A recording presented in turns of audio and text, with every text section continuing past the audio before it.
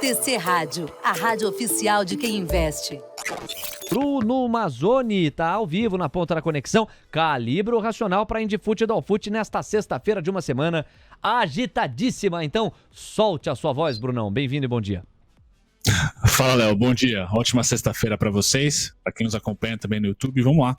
Vou compartilhar com todos aqui o gráfico do dólar futuro. Vamos começar com o dólar hoje. Ele que abre, como o Gui falou, abaixo dos 50,24. Então aqui é uma primeira parada, 50,21, 50,5, 50,24 são duas paradas. Depois a gente vai ter só ali nos 50,35,5, tá? Muito provável que ele fique martelando ali pré-payroll, tá? Vai me surpreender se ele vier já para os 4,982 aqui. Tá? Então dolinha, 50,24 é o único grande ponto nesse momento de abertura. Indo para o índice, Léo, ele abriu aqui sem sal e sem açúcar, então tomem cuidado. Pessoal, o índice pode ser volátil, o grande ponto continua sendo 102,915, muito difícil a vida do vendedor ali, tá? Então 102,915, 102,760, 103,80, esses são os principais pontos. Aqui na abertura, o 104,40 é um ponto bipolar, não conseguimos fechar acima dele ontem, tá? Então 104,40, 103,790 são as duas paradas. Para cima, alguns pedágios aqui, 104,875, 105, 185. Depois eu termino aqui com 105, 260, Léo. Boa, Brunão. Calibrando Dolfute, Indifute. A gente já devolve a bola para você com aquele tempero tradicional americano e das commodities. São 9,9, da porta para dentro. A curva de juros segue renovando máxima entrada diária nos seus contratos, apesar de a intensidade ser bastante leve. Nós temos 2 pontos base e meio a mais nos pedidos de prêmio. Antes era 1 ponto base, depois 2 pontos base, agora nós temos 2 pontos base e meio a mais nos prêmios. Moeda americana subindo 0,08%, R$ 5,017. Indifute avançando 0,22%. Todo mundo tá subindo, Guilherme Cunha. Quem tá mentindo? Dólar. É o dólar, né? Porque sabe por quê, Leozinho? O dólar fechou lá um ajuste diário perto dos 5,020. Tá. E aí, no final do dia, intensificou, deu uma pirulitada gigantesca, o Indifute, quase 500 pontos nos últimos 5 minutos, e o dólar fechou basicamente onde ele está sendo negociado, aí nesse 5,013, 5,014. Então, o mais natural possível dessa pós-abertura é que vá buscar o ajuste diário lá perto do 5,020, 5,024, vai carregando mais compras anti-payroll, né, já meio que provisionando o caos. Então a gente pode flagrar até o movimento do payroll, os dois indo para cima sim, porque o cenário base é o índice para cima, o dólar não tanto. Mas como está provisionando essa notícia e tem essa distorção aí da abertura para o ajuste, desde a data de ontem, que teve um fechamento esquisito, é natural que vá buscar esse 5,024 para chamar vendedor. Ô, Leozinho, cuidado operador, de olho nos eventos do dia 5 de maio, como nos ensina Guilherme Cunha ao vivo aqui. Então bora lá, ó, teleconferências. Os espaços oficiais para o detalhamento dos números dos principais pontos ou das principais companhias brasileiras.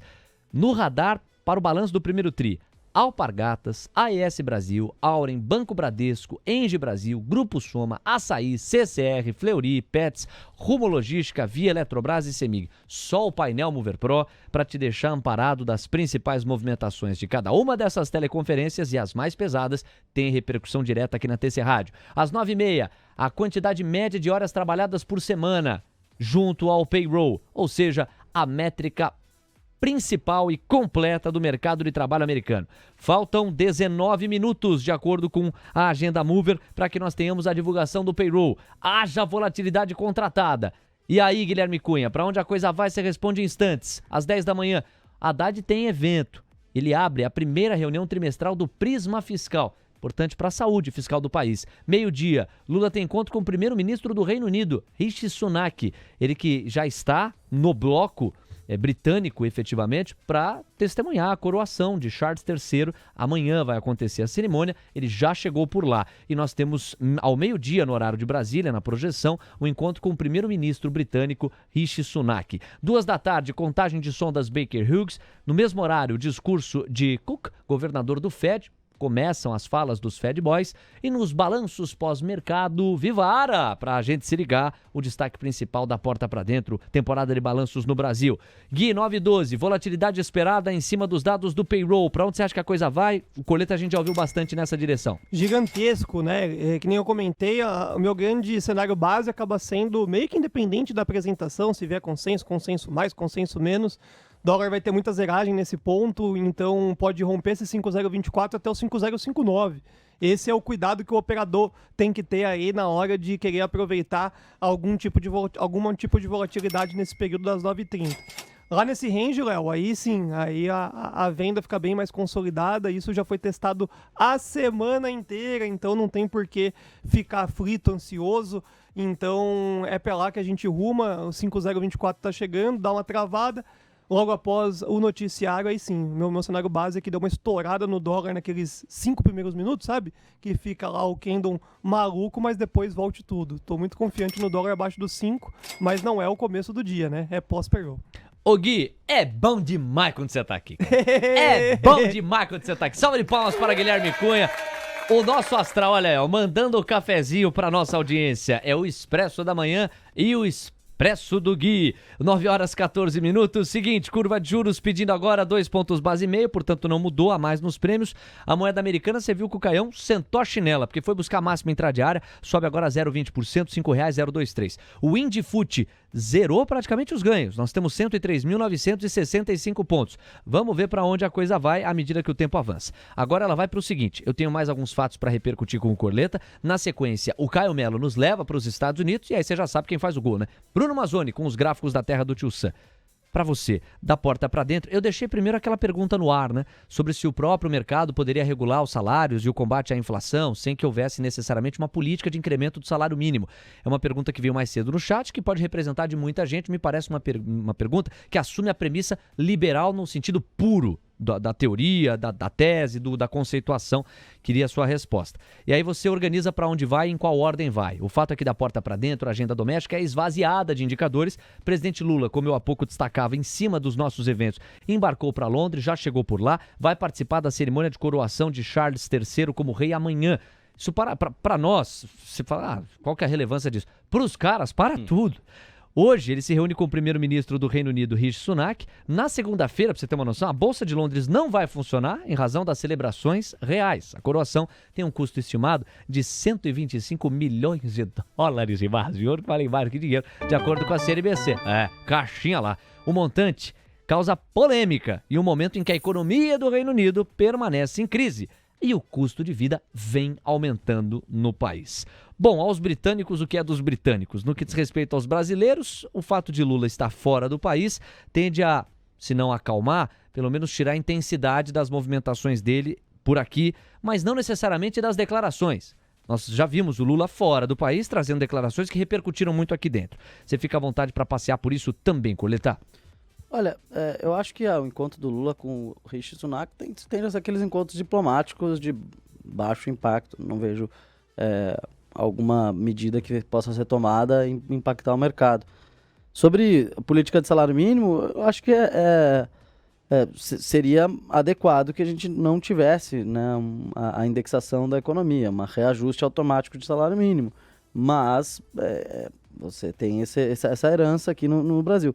Nos Estados Unidos, o salário mínimo é $7,25 por hora desde 2009. Tá? Só que o salário médio vem crescendo desde então.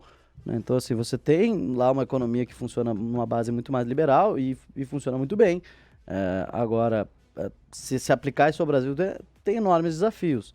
Então, eu acho que sim, o mercado pode regular o mercado de trabalho, pode regular o patamar de salários, mas numa economia indexada e com o histórico que o Brasil tem, com a condição de país emergente, a tamanha desigualdade que existe aqui, precisa existir algum tipo de regulação sobre o mínimo que as pessoas recebem para exercer uma atividade laboral. Obrigado, Corleta. 9h17. Caio Melo, no oferecimento de Promessa é Dívida. Vamos para os Estados Unidos, pré-mercado americano. Faltam 13 minutos para a divulgação dos dados do payroll. A cobertura especial você encontra aqui no seu Expresso, dentro da TC Rádio. O Caio faz a fotografia parcial e o Bruno Mazzoni calibra graficamente as expectativas. Vem aí o payroll, pois não, Caio? Vamos lá, Léo. Pré-mercado americano nesse momento todo no verde, viu? Dow Jones Futuro avançando 0,48%, 33.354 pontos. S&P 500 Futuro avançando 0,66%,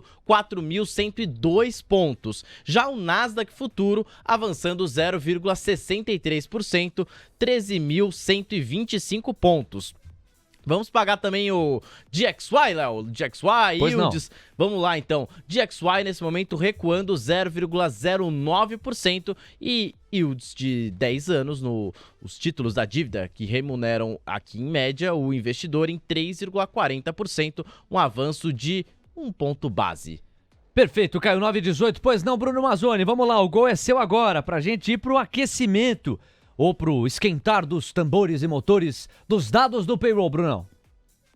Vamos lá, vamos começar com o DXY aqui, o DXY, vou começar com o gráfico dele. Então, pessoal, o DXY é o único ativo aqui que está com mais cara de venda do que lateralização, tá? Pré-payroll, ele continua mortinho aqui, tá? Esse é o tipo de movimento que seria ótimo para os emergentes nessa segunda quinzena, ou nessa primeira quinzena de maio, essa queda até os 99 aqui seria espetacular. Acho que minério e petróleo iriam responder bem positivamente se houvesse. Então vamos ficar de olho para esse payroll, é bem importante. Acho que dados fortes do payroll devem ajudar as commodities peronomútil. Então vira no consenso, eu acho que é o melhor dos mundos aí para as commodities. E para o dólar, por hora ele está descansando, curva de juros também, o oposto do dólar, que está com mais cara de lateralização do que tendência de queda. Então, curva de juros não se mexeu a semana inteira. Esse é um gráfico semanal, à espera desse dado. Tá? Então, o Powell não foi responsável aqui por mexer curva de juros. Payroll pode ser. Tá? E quando a gente olha para o S&P, também, lateral. Tá? Curva de juros e dólar laterais ou em queda, como é o caso do dólar, na parte inferior, no suporte, e o S&P na resistência. Tá? Tudo indica, segundo a minha visão aqui, que os rompimentos serão em falsos, tanto da curva de juros para baixo e do dólar para baixo, quanto também do S&P para cima. Então tem que tomar muito cuidado. Suporte para hoje, pré-payroll do S&P 4.049,25. Apocalipse lá nos 3.924, clássico nosso. E na parte de cima, aqui nos 4.223, 4.237,75. São os principais pontos aí que eu tenho para o S&P, estão na telinha. Quando eu pulo para o minério de ferro, commodities agora, pessoal, só um gráfico de sazonalidade para vocês, tá? De 2020 para cá, março, tá? Entre março, abril, março e maio ali, performaram os últimos grandes topos do minério de ferro. Então, sazonalmente falando, né? O minério de ferro tem ali um fim de primeiro trimestre ruim. Ele começa a aquecer as turbinas lá em setembro. Então, Vale, taticamente, pode ter ali uma resposta compradora técnica, por exemplo, mas eu não creio em um ressurgimento do minério de ferro ao longo do ano, só uma estabilização da queda atual, que geralmente faz topo. De novo eu falo aqui, entre maio e março ali, foram os principais topos, sendo setembro e novembro, setembro e outubro, os principais fundos, tá? Então tem que esperar um pouquinho da sazonalidade. Agora, o minério de ferro chega no meu ponto de estabilização. Então, taticamente, e até por indicadores macroeconômicos, o minério de ferro tem força, pessoal, para vir até os 113,40, 117,40.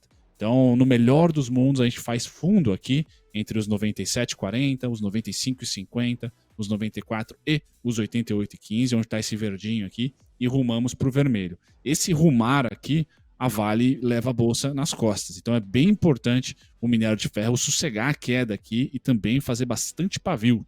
O Brunão fica contente aqui se ele fazer pavio, porque é o que eu estava projetando a partir lá do 139, que seria o topo do ano, e eu continuo achando que é o topo do ano. Agora baixou para 113,40, 117,40 tonelada.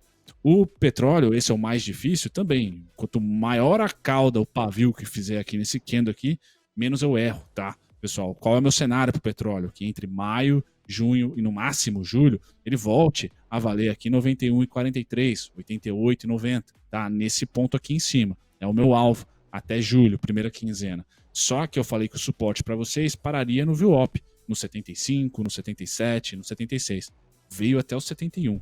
Então eu posso errar o suporte feio, tá? Porque o próximo abaixo do 71 só tá lá no 64. Pessoal, o alvo continua o mesmo, 91,88. Porém o suporte pode causar aqui bastante stop, né? E mais uma queda aí na sua Prio, até na Petrobras também. Então bem importante o dia de hoje tecnicamente.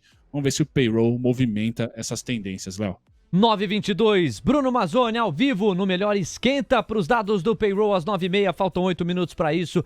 Um super abraço, a gente volta a conversar no Mercado à Vista, Brunão, até lá. Valeu, Léo, até daqui a pouco. TC Rádio, a rádio oficial de quem investe.